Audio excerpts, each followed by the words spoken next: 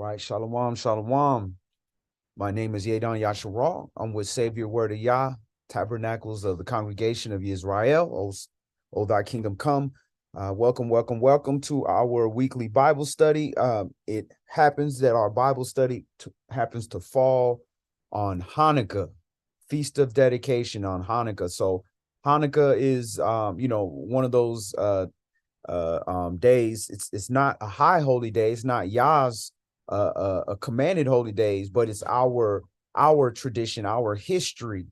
It's something that even Mashiach dealt with. So if we look at this season, you see people talking about Christmas and they put the Christ back in Christmas and this, that, and the other. Well, Mashiach, the Messiah, the Hebrew, the one in the Bible, he didn't keep Christmas. He kept Hanukkah. So what is Hanukkah? I when I first came into word, I thought Hanukkah was more like Jewish, because I didn't see it immediately in the Bible. So, I thought it was Jewish. But what we're going to do today is we're going to go over it.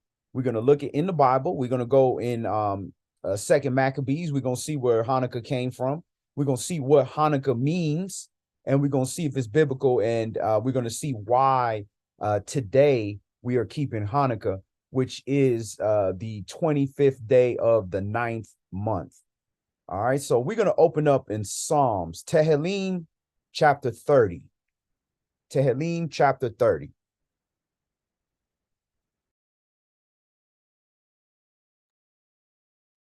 Let me pull up the scripts. And again, this is an open forum. So if you have any questions or anything like that, definitely chime in and we'll try to get to them. So we're going to Psalms, Tehillim, chapter 30. And we're going to start this at verse 1. We're going to read 1 through 12. All right. Psalms, Tehillim, chapter 30 and verse 1.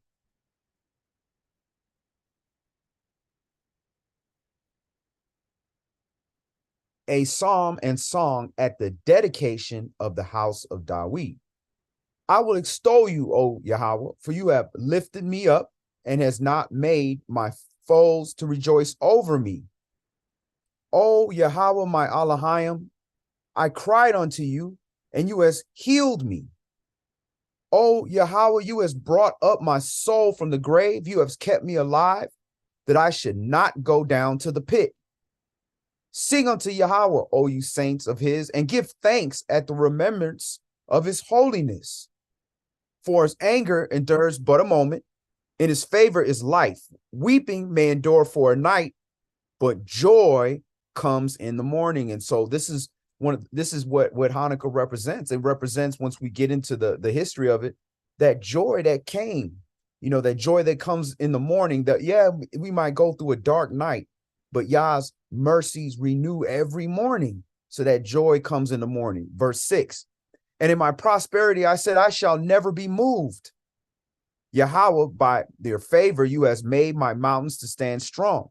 You did hide your face, and I was troubled. I cried to you, O Yahweh, and unto Yahweh I made my supplication. What profit is there in my blood when I go down to the pit? Shall the dust praise you? Shall it declare your truth? Hear, O Yahweh, and have mercy upon me, Yahweh. Be you my helper. You have turned me from my mourning into dancing.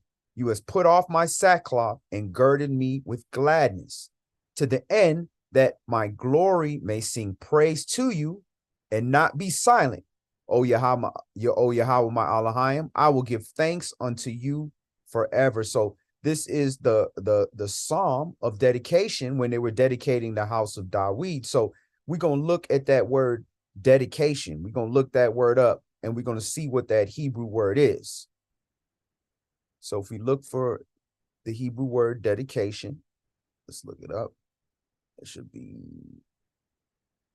H2598.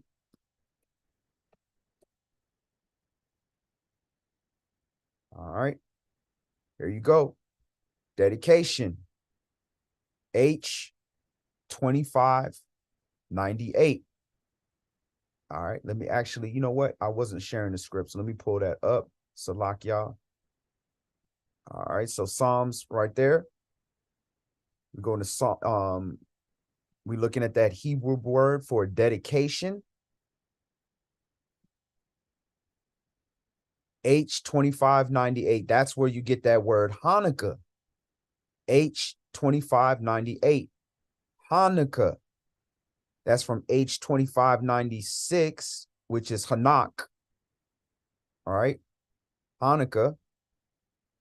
That's initiation. That is consecration or dedicating, dedication. So the word Hanukkah literally means dedication. So that's when you have the holy day of Hanukkah, you have the feast of dedication. That's why you're saying Hanukkah.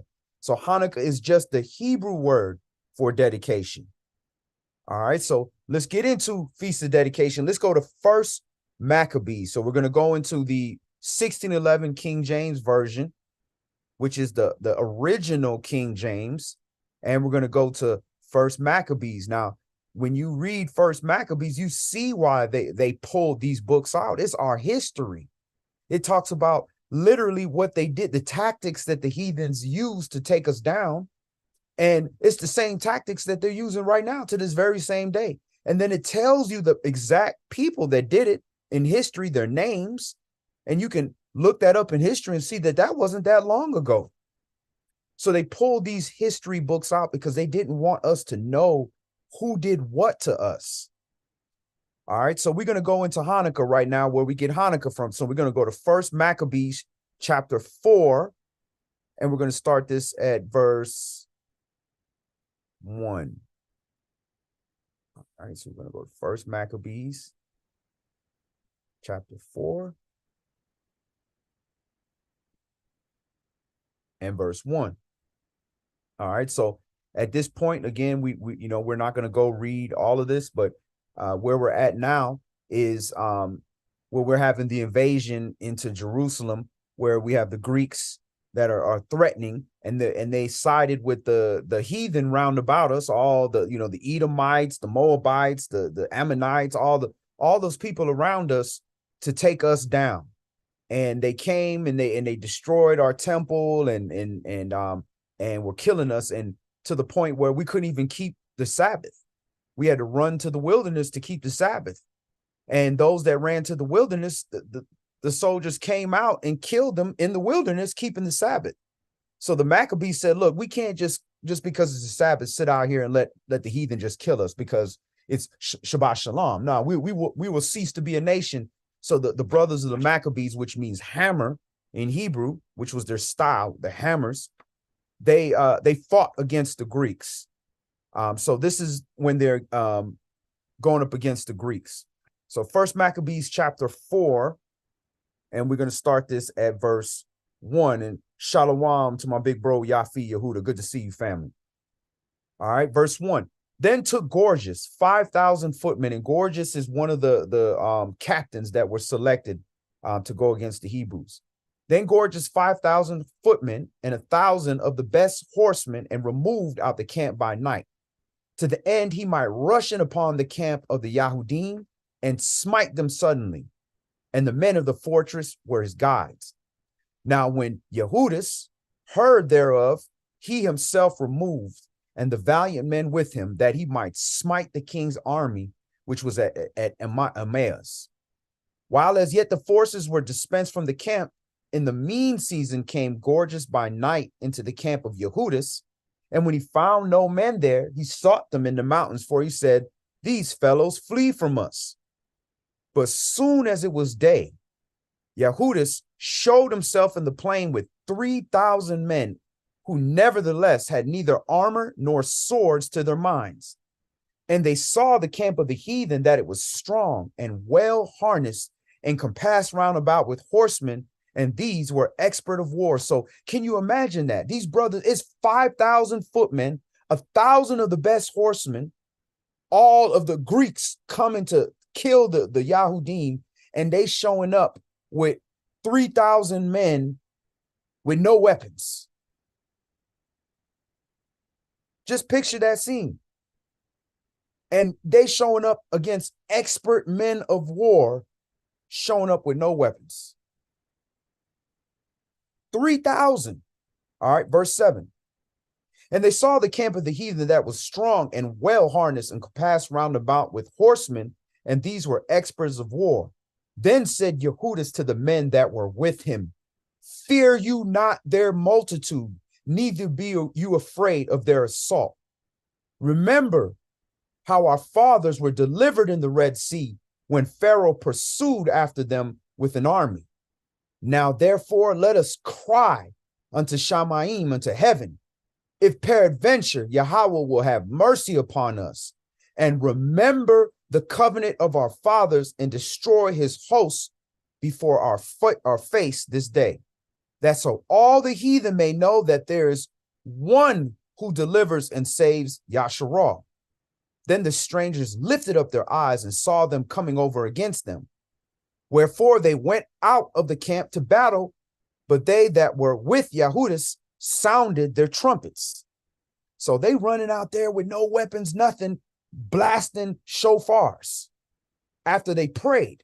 So they joined battle, and the heathen, being discomfited, fled into. So the heathen with weapons is running from the brothers. The brothers blowing the horns, running crazy, with a loud teruah like trumpets. And they like, man, these people crazy. They turn around and ran 5,000 soldiers on horses and footmen. And that's the spirit of Yah. See, Yah's in control. Verse 15, howbeit all the hindmost of them were slain with the sword, for they pursued them unto Gezerah and unto the plains of Idumea and Azotus and Jamnia, so that there were slain upon them 3,000 men. This done, Yehudis returned again with his host from pursuing them, and said to the people, be not greedy of the spoil, insomuch there is a battle before us. And Gorgeous and his hosts are here by us in the mountain, but stand you now against our enemies and overcome them, and after this you may boldly take the spoils. As Yehudis was yet speaking these words, there appeared a part of them looking out of the mountain, who was when they perceived that the Yahudim had put their host to flight and were burning the tents, for the smoke that was seen declared what was done. When therefore they perceived these things, they were sore afraid, and seeing also the host of Yehudis in the plain ready to fight, they fled everyone into the land of the stranger. So even the other soldiers that were coming to back up, they saw the fires from when they burnt the host and sent everybody fleeing. They turned around and took off. Then Yehudis returned to the spoil of the tents, where they got much gold and silver and blue silk and purple of the sea and great riches. After this, they went home and sung a song of thanksgiving and praise Yahweh in heaven, because it is good, because his mercy endures forever. Thus Yasharal had a great deliverance that day. Now all the strangers that had escaped came and told Lysias what happened. When he had heard thereof, he confounded and discouraged, because neither such things as he were done in Yasharal, nor such things as the king commanded him were come to pass. The next year, therefore, following, Lysias gathered together 3,000 choice men of foot and 5,000 horsemen, that he might subdue them. So they came into Idumea, which is Edom, and pitched their tents at Bethsur, and Yehudis met with 10,000 men. And when he saw that mighty army, he prayed and said, blessed are you, O Savior of Yasharal, who did quell the violence of the mighty man by the hand of the servant Dawid, and gave the host of strangers into the hands of Jonathan, the son of Saul, and his armor bearer. Shut up this army in the hand of your people, Yasharal, and let them be confounded in the power and horsemen. Make them be of no courage, and cause the boldness of their strength to fall away, and let them quake at their destruction. So, we as men, we train for combat. We train to fight, and that's very important. But we also have to train spiritually. If you don't have no faith in Yah, if you ain't anointed by him, you can easily get a spirit of fear like the heathen. He put a whole spirit of fear on the heathen where they can't stand before Israel. So when it's our time to stand up for Yah and to stand up for Mashiach, we have to believe in these stories that we're reading, because this is what's being rehearsed to our forefathers, which empowered them to be used of the Holy Spirit and used by Yah's Spirit to do these great things, which happened on these very days right now that we're memorializing today with Hanukkah. Verse 34. So they joined battle, and there were slain of the host of Lysias 5,000 men. Even before them were they slain. When Lysias saw his army put to flight, and the manliness of Yehuda's soldiers, and how they were ready either to live or die valiantly, he went into Antiochia and gathered together a company of strangers. And having made his army greater than it was, he purposed to come again into Judea. So this is what the heathen do to this day. After they get their behinds, then they go get strangers. Then they go pay mercenaries. They go get the North Koreans, or they go get the people from the South America and all these different places, and they coming over our border, and they being trained up as militia when the government ready to fight. And they already told you, the elder talks about this every Shabbat, who their public enemy number one is. The Israeli council in Atlanta told you that the young black generation is their biggest threat to Israel. Verse 33. Cast them down with a sword, and them that love you, and let all those that know your name praise you with thanksgiving. So they joined battle, and there was slain of the host 5,000 men. Okay, we read that. Verse 36. Then said Yehudis and his brethren, behold, our enemies are discomfited. Let us go up to cleanse and dedicate the sanctuary. So now we into Hanukkah. Upon this, all the hosts assembled themselves together and went up unto Mount Zion. And when they saw the sanctuary desolate, and the altar profaned, and the gates burnt up, and shrubs growing in the courts, as is a forest, or in one of the mountains, yea, and the priest's chambers pulled down, they ripped their clothes and made great lamentation and cast ashes upon their heads. So this is the holy temple had been for so long been overtaken by the heathen that it had shrubs and bushes growing in it, that, the priest's chambers was pulled down, that, all the altars were ripped up. So verse 40, they fell down flat to the ground upon their faces and blew an alarm with the trumpets and cried towards heaven. Then Yehudis appointed certain men to fight against those that were in the fortress until he had cleansed the sanctuary. So there were still people in the fortress around the sanctuary at this time. So he cleared them out. He fought them all off. And now he can go to work. And this is what this represents. And that's what we had to do personally in our temples. After we had all the shrubs growing up in our heart with all this pagan Halloween and Christmas and all this foolishness, Easter and all these pagan holidays, pork, eating ham and pork and doing all these things. And we are reclaiming that temple. And we have to rip these things down. Get rid of these idols out of our heart before you can start putting the good things in. And Hanukkah is one of the good things to put back in. Obviously, the holy days, which we finished the holy day season, is the first thing you put in. Then comes Hanukkah and Purim and all the things which are celebrating our history and how Yah showed up for us and how we're still here because of these events. Verse 42. So he chose priests of blameless conversation, such as had pleasure in the law, who cleansed the sanctuary and bared out the defiled stones into an unclean place. And it was defiled stones because they made them at the altar, which is made out of stones. It's hewn stones that are put together. And they made them sacrifice pork. If you go and read the previous chapters, unclean animals, and force the children of Israel to eat that in the temple. Verse 44. And when as they consulted what to do with the altar of burnt offerings, which was profane, they thought it was best to pull it down, lest it should be a reproach to them, because the heathen had defiled it where they pulled it down, and laid upon the stones in the mountain of the temple in a convenient place, and there should come a prophet to show what should be done with them.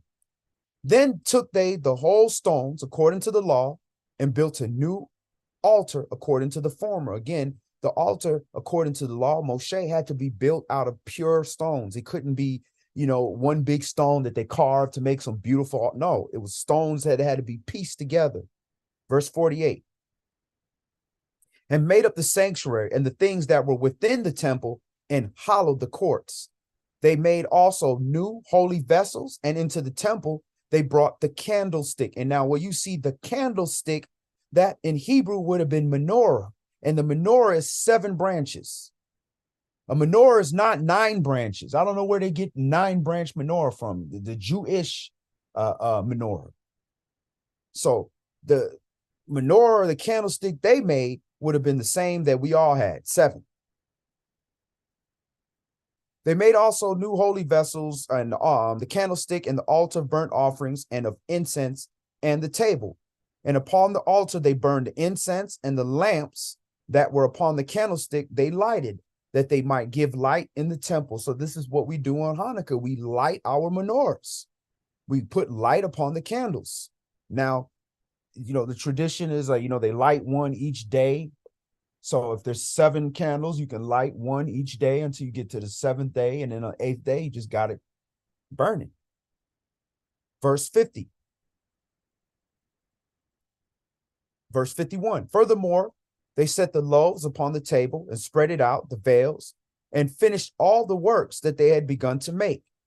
Now, on the 25th day of the 9th month, which they called Caslu, in the 148th year, they rose up betimes in the morning and offered sacrifice according to the law upon the new altar of burnt offerings, which they had made. So after they cleansed the temple from the heathen, they pushed out all the idol priests and everything like that, and they cleansed the place, and they brought in righteous priests that prepared it according to law. They dedicated it on the 25th day of the 9th month, which is Hanukkah. That's why it's called Hanukkah, the dedication of the new temple. Look at what time and what the heathen had profaned it, even that it was dedicated with songs and citherns and harps and cymbals. So we enjoy this day. We play music. We light the candles. We celebrate our history. We learn, where did this come from? Why are we doing this? It's memorializing this. We're preparing to return back into our land. And what you think, the temple is going to be in pristine condition? It's going to be filled with idols. It's going to be filled with all that Jewish and Judaism and all that foolishness. So we have to be prepared in our hearts to go back in our land, like the prophecy says, because whether it's us or whoever goes in there, this is what's going to be happening according to the prophecy. Verse 54, 55. Then all the people fell on their faces, worshiping and praising the all of heaven, who had given them good success.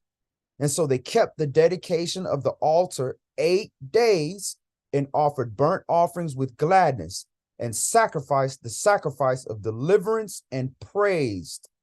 They decked also the forefront of the temple with crowns of gold and with shields, and the gates and the chambers they renewed, and they hang doors upon them. So we can deck our houses with gold and silver and different things and put up little festivity things to show a memorial of us rededicating our temple and our homes, rededicating our homes to YAH and getting rid of the idols. Where in some of our homes, we had those Christmas trees at this time. Soon as after Thanksgiving, you get the Christmas tree, you put it up. So we rededicating our homes and we're getting rid of those things. And the first temple is our heart and in our homes, and we memorialize this. Verse 56 or 57. Salakia, we're verse 58. Thus were they very great gladness among the people, for that the reproach of the heathen was put away. Moreover, Yehudis and his brethren with the whole congregation of Yahshua ordained that the days of dedication of the altar should be kept in their season from year to year by the space of 8 days, from the 25th day of the month Caslu, with mirth and gladness. So there it is. Now, this is our forefathers, our princes, the brothers that were responsible, for freeing Israel, for helping us live at a time when we were getting ready to be wiped out. So Yah chose these brothers to keep this and be the ones to cleanse the temple for us and to get the heathen out of Yah's temple and rededicating that back to Yah. And they ordained that. So again, is this Yahweh's holy days? And no, Yahweh, remember, Noah got 7 candles. So there's 7 holy days. But these are our holidays, for lack of a better word, our memorial days, our traditional days that we celebrate because it's our history. We spend so much time celebrating everybody else's histories. We take days off for everybody else's days. Remember when we was in school, they used to have Jewish holidays. That's what they called them. And we would get, and they later changed them to teachers' work days. We took them days off. All right, so now we're going to see the second great marker that happened on Hanukkah, and this is with a miracle that happened. All right, so we're going to go to 2 Maccabees chapter 1. 2 Maccabees chapter 1. So we're seeing the history, where this came from, why we keep it. And then we have one more reading where we're going to see Yahweh Shai, see what he do, because at the end of the day, what did he do? He's the example. So 2 Maccabees chapter 1, and we're going to start that at verse 1.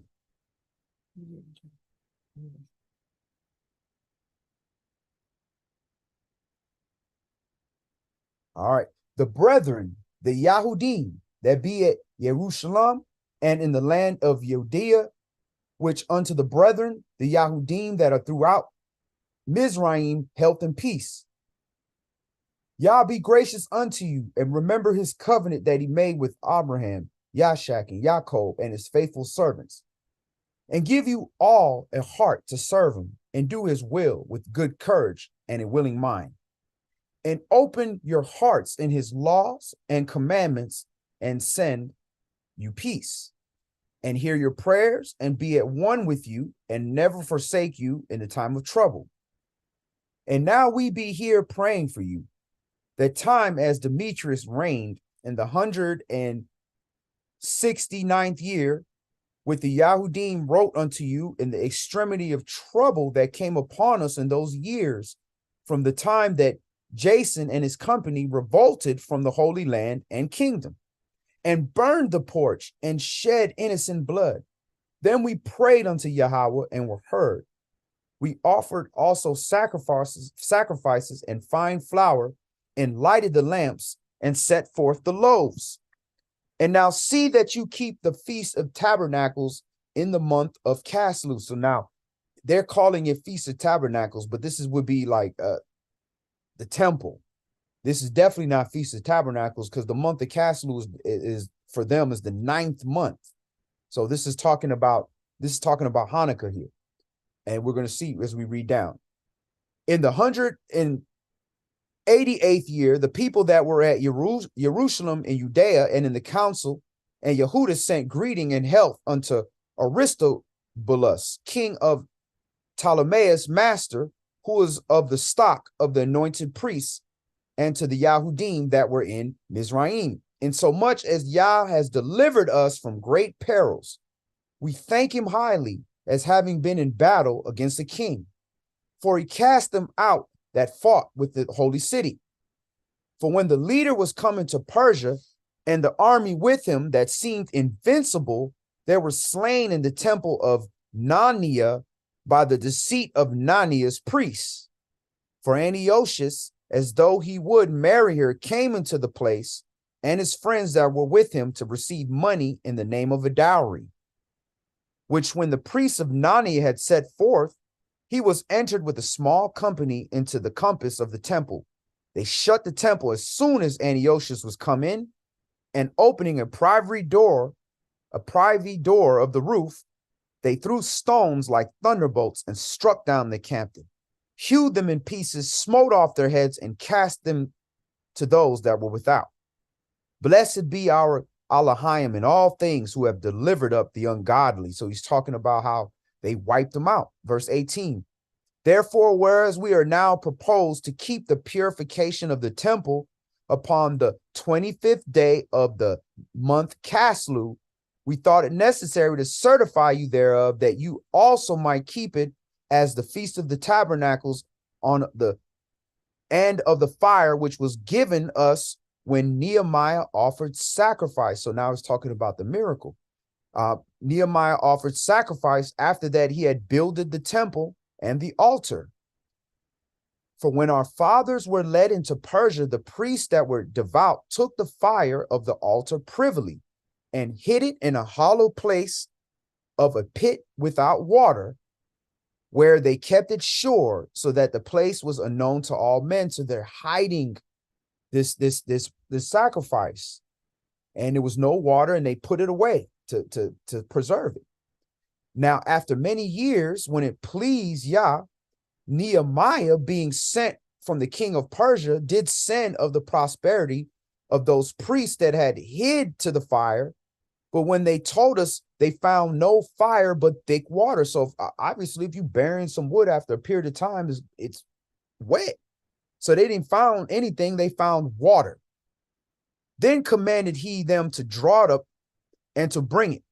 And when the sacrifices were laid on, Nehemiah commanded the priests to sprinkle the wood and the things laid thereupon with the water. So they took the sacrifice, put it there. It's wet. It's shouldn't even light up.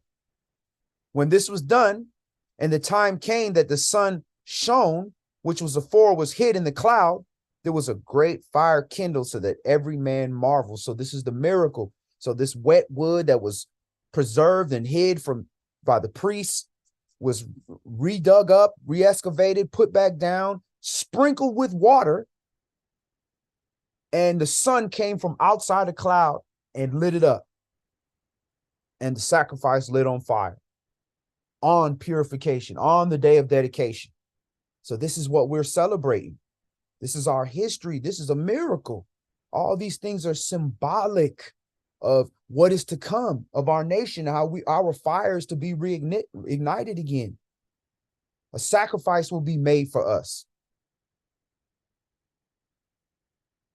Verse 23. And the priests made a prayer while they were sacrificed was consuming. I say both the priests and all the rest, Jonathan beginning and the rest answering thereunto, as Nehemiah did. And the prayer was after this manner. So we should read this every Hanukkah.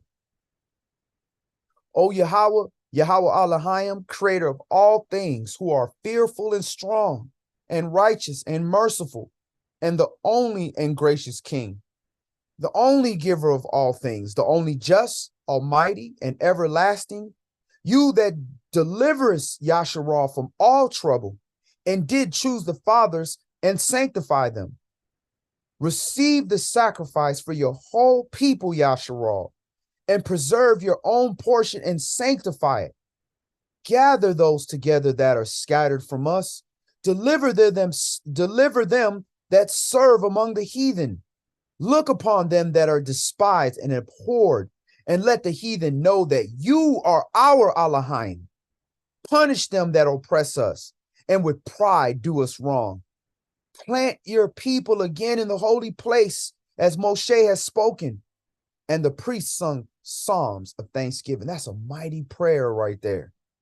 That's all that we want, is that prayer to be answered. And we know it's going to be answered because this is Yah's will.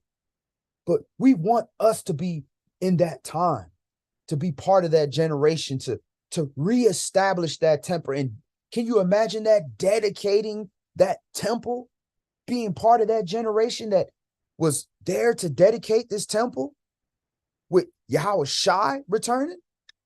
Verse 31. Now, when the sacrifice was consumed, Nehemiah commanded the water that was left to be poured on the great stones. When this was done, there was kindled a flame, but it was consumed by the light that shined from the altar. So when this matter was known, it was told to the king of Persia that in that place where the priests that were led away had hid the fire, there appeared water, that Nehemiah had purified the sacrifices therewith. Then the king, enclosing the place, made it holy after he had tried the matter. And the king took many gifts and bestowed thereof on those whom he would gratify.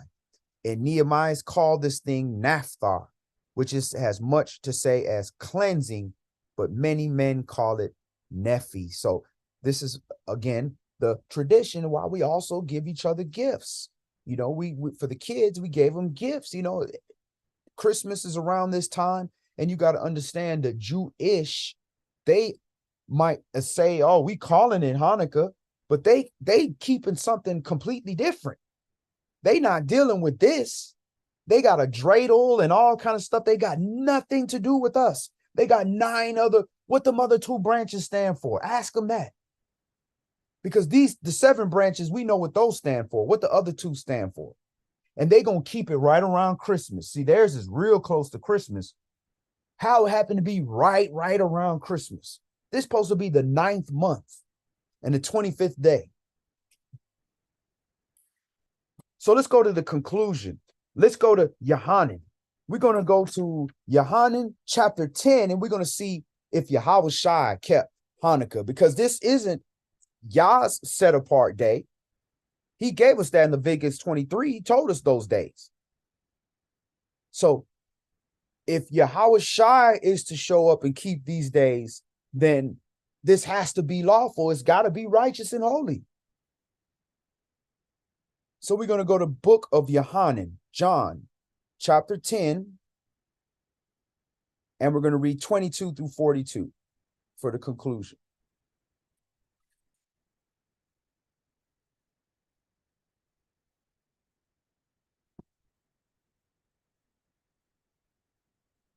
All right, we're going to the book of John.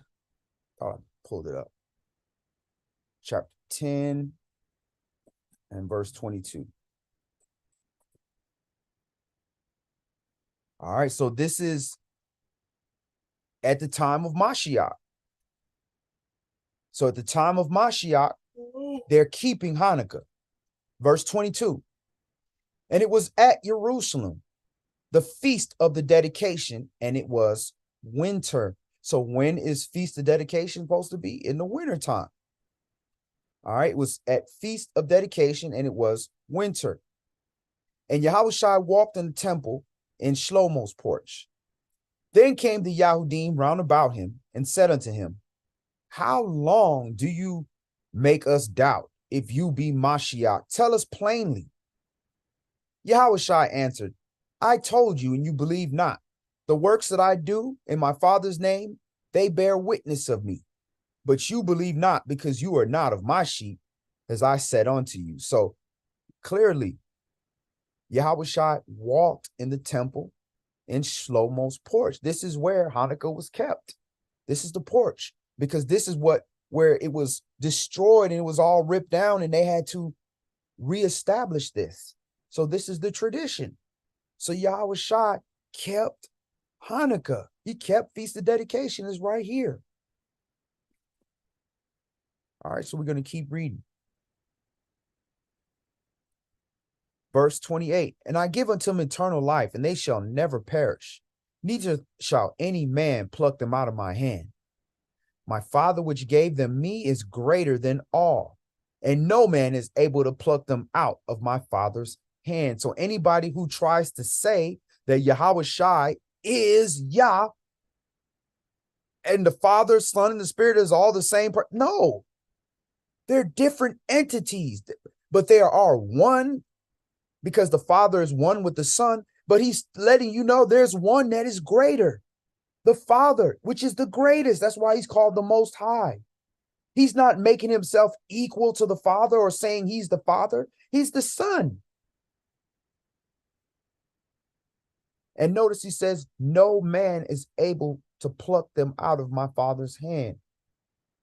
So you trying to help somebody and save somebody, you do the best you can. You put forth your effort, but you don't force nobody, because nobody can pluck them out of the Father's hand. So if you don't force them, if they in the Father's hand, they gonna stay in the Father's hand. So you do your job. Don't feel like you special, like you gonna make somebody get salvation. Salvation is a gift and you not the gift giver. Verse 30, I and my Father are one. Then the Yahudim took up stones again to stone him. Yahushua answered, of many good works I have showed you from my Father. Which of those works do you stone me? The Yahudim answered the same, for good work we stone you not, but for blasphemy, and because that you, being a man, make yourself Elohim. Yahushua answered them, is it not written in your law, I said ye are Els, you are gods? He's cutting them up in the word. If he called them Als, unto whom the word of Elohim came, and the scripture cannot be broken, say of you of him whom the Father hath sanctified and sent into the world, you blaspheme, because I said I am the Son of Elohim. If I do not the works of my Father, believe me not. But if I do, though you believe not me, believe the works, that you may know and believe that the Father is in me and I in him. Therefore they sought again to take him, but he escaped out of their hand. So he is at threat of death. They want to kill this man, but he's showing up in the feast where everybody gonna be at, all the people that want to kill him, and kept dedication. So if Mashiach kept it, we should keep it. If we kept funky old Christmas and Mashiach didn't Christmas and we called ourselves Christians, then we should keep Hanukkah. And even if you're not an Israelite and you call yourself a so-called Christian or follower of Christ, well, then follow him. Why are you not keeping Hanukkah? He kept it and they wanted to kill him. So people, worship with their lips, but their heart is far from him. Verse 40. And went away again beyond Jordan into the place where Yohanan at first baptized, and there he abode. And many resorted unto him and said, Yohanan did no miracle, but all things that Yohanan spake of this man were true. And many believed on him there. So praise Yah, Hanukkah is our culture. It is biblical. Yahushua did keep it. And there were miracles that happened on this day. So now we understand what Hanukkah is about. It's about the dedication to how our forefathers had to fight off the heathen, kick them out of our temple, re-cleanse it, dedicate it. And that the miracle of the sacrifice was made, where things that were not supposed to be reignited were ignited. And the so-called tradition is said that it burned for a whole 8 days. The fire burned 8 days without any fuel or any lighting or anything. So, that's what they say. I didn't read that, but that's what they say. So that's all we're going to do today. If we have any questions, we'll answer any questions. If not, we'll see you all for Shabbat. We'll be going ahead to light our menorah and to celebrate these days with joys and gladness. All right. So again, we are Savior Word of Yah. Yah's will, we will see you for Shabbat. Yah be with you all and enjoy your Hanukkah, your feast of dedication. Shalom.